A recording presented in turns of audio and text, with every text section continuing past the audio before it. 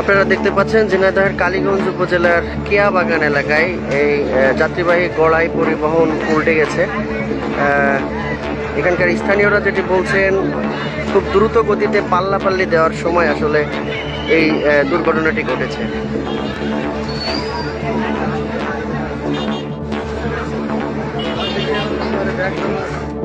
উপজেলার কেয়া বাগান যশোর ঝিনাইদহ যে মহাসড়ক, সেই মহাসড়কের পাশে একটি পুকুরে যাত্রীবাহী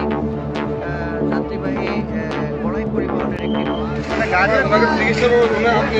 খুব জোরে কি চলছিল? গাড়ি তো জোরে চলছিল ভাই, গাড়ি চলছিল, পিছনে একটা গাড়ি ছিল, সাইড দিচ্ছিল না, উনি মনে করেন জোরে আসতে জোরে যাচ্ছিল, যাওয়ার পথে মনে করেন যে এই গাড়িটা সামনে একটু বড় রাস্তা তো এমনিতে ভাঙাচোরা,